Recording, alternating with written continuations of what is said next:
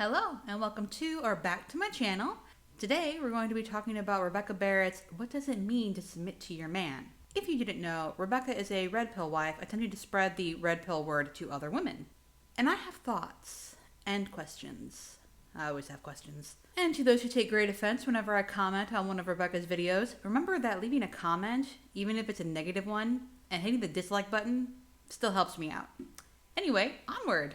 Today, we're going to talk about being submissive as a woman. And I know so many women's ears just turned right off. Our stomachs turned, we got a little bit triggered. But I want to explain what being submissive is in a relationship and in marriage and what it's not, what society has painted it out to be. So, where in society are people talking about women submitting? I've never heard of this outside of religious circles. And now red pill, of course. So please keep the comments respectful. This is the place where we can share our experiences and our opinions, and we need to be mindful of that and respectful of one another. That is all I ask for in the comments. Same. And I know not everyone's going to agree with me. That's totally fine. That is your prerogative. And that is why I have this platform where I can share my opinions, my experiences, and my life learnings. Let's get into this topic of being submissive. Now, so many women right now are probably so triggered by that word. I used to be triggered I've heard the word triggered so much at this point that it just means nothing to me. by the word submission or being submissive. And it's honestly because society has painted it in such a negative light. Where? Being submissive does not make you weak. It does not make you less than. It does not make you less of a woman or a person. It just means that you understand the role that you were designed for in relationships and in marriage. Being submissive does not make you a doormat. I'm going to say it again. Being submissive does not make you a doormat. It doesn't excuse abuse in relationships. Well, I'm glad to hear her say that because that definitely needs to be heard and said. But, well, for one, when you think submissive, you don't think leader, you think submissive and then dominant. But either way, having one person in charge with the final say, it's a situation that can lead to abuse, especially if it goes to someone's head.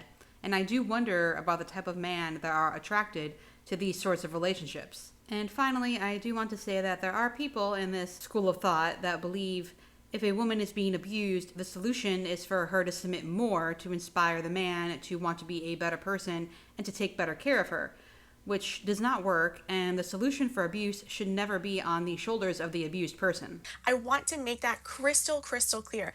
No one is saying that you should endure abuse in your relationship or being a slave in your relationship or mindlessly doing things for your man without taking into consideration your needs and your desires. Being submissive essentially just means that you have reverence, that you have honor and respect for your man, for your husband. Maybe it's my Midwestern Lutheran upbringing, but I feel really uncomfortable at the idea of having reverence for a human. Typically, that was reserved for God. But, I mean, yes, you should love and respect your partner as they should love and respect you. For your partner. That's what it is. The man is the leader of the house. The man is the leader of the marriage, of the family, and the woman is the follower, is the supporter. The man is the protector, the provider. He is our strength. He is our rock. I'm sorry, is she talking about a husband or about God? He is our strength, he is our rock. It sounds like the line is blurring between the two. And we have to lean on our man. So, who does the husband lean on? Or does he not ever need to lean on anyone because he is a pillar of strength? When we become the lead in the relationship, we act on our feelings, and feelings are fickle. That's why men lead, because they lead from logic, they lead from thought and understanding of the problems. Right, so if men are so logical, why do they commit more crime than women? Shouldn't they just be having, discussions and debates instead? Also, jealousy and anger might be accepted coming from a man, but they're still emotions and rather passionate ones at that. The reason why there's so much resentment and anger in relationships is because women have taken the lead in the relationships and men have taken the back seat. But if it's so natural for men to lead, why do they take the back seat? It's lead or nothing, no compromise, no exchanging ideas. He just sits there and gives no input because there is no acknowledgement of his rightful place as leader. And what happens is that the woman is now making every single decision in the relationship. And well, if he wasn't so busy pouting because he's not the leader. But in all seriousness, it sounds to me like the two people in this relationship are just incompatible. They're both, well, she is strong-minded, go-getter type, and he is, well, he apparently wants to be the leader, but he's just quietly sitting by letting resentment build. I thought men were supposed to be logical, so theoretically, shouldn't he look at it and be like, oh, we're not the right match for each other. We should break up and find different people. But yeah, the solution to this problem is not telling a woman you need to be submissive to the man. The solution is to find a partner that complements you. Like if you're a take charge, strong minded person, you should probably find someone who's, more easygoing, more go with the flow. That way you're not constantly butting heads. She's carrying the full burden of the relationship, and that was never her burden to carry in the first place. Well, my first thought is that it's their relationship, therefore they should share the burden. And my second thought is that perhaps a relationship shouldn't be a burden in the first place. If you think about it in this analogy, the man is the head and the woman is the neck. You can't turn the head without the neck. So both men and women say they don't want to play games, and saying the man is the head and the woman is the neck that turns the head is very cute, but that's a game. Making the man think he's in charge while manipulating him to do what you want is a game, and it's insulting to both people in the relationship. We provide our support, we provide our counsel, but ultimately at the end of the day, the man has to make the decision. Why? Rebecca seems pretty calm and logical to me, so why is she not qualified to make decisions that affect her own life?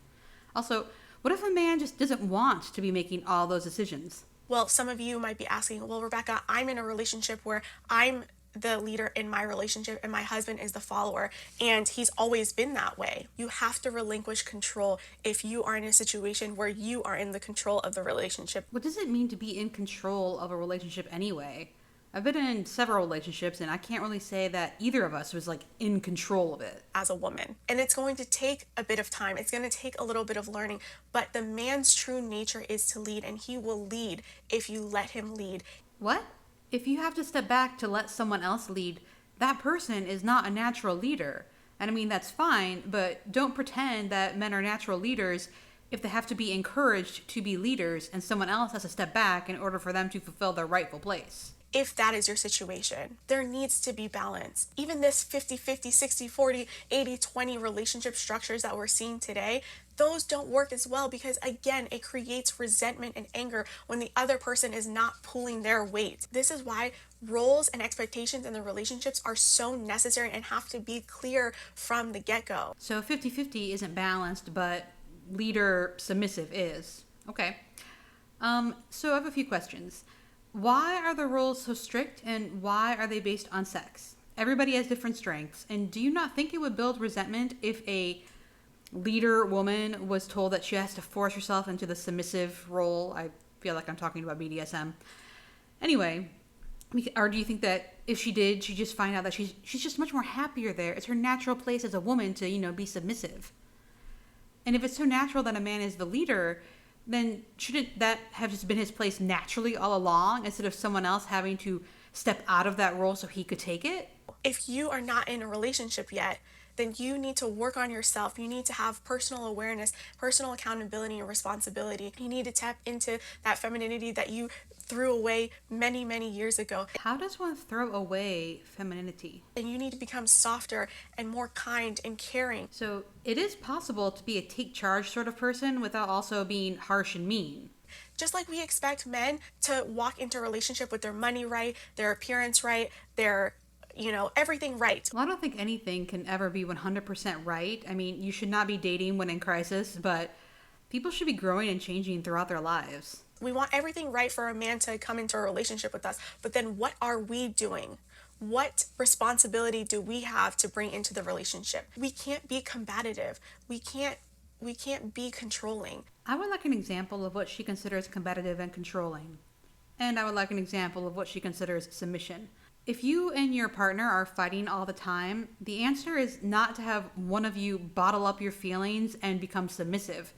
The answer is probably therapy or a breakup, because if you can't get through a day without a massive fight and you consider your partner to be combative and controlling, you're probably not meant to be together.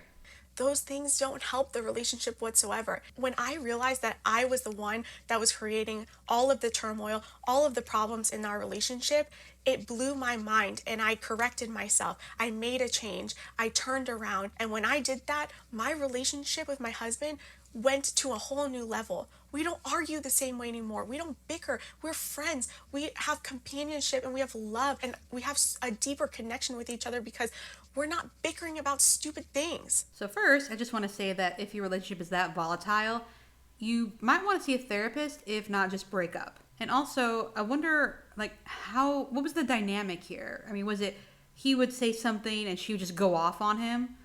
Would she pick fights? Would he pick fights? And now she just says, yes, dear? I mean, if you picked fights, then yes, please change that behavior.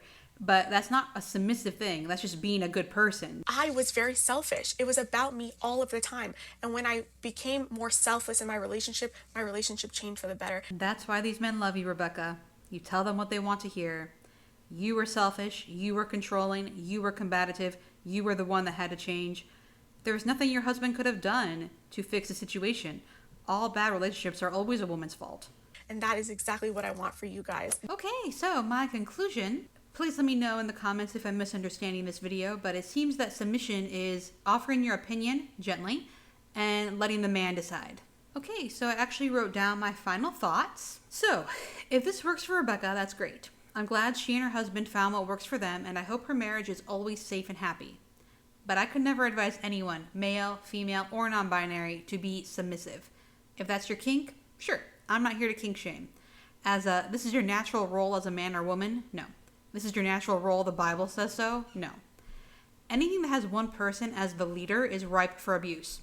Who is there to tell the husband when he's going too far or ignoring his partner's needs?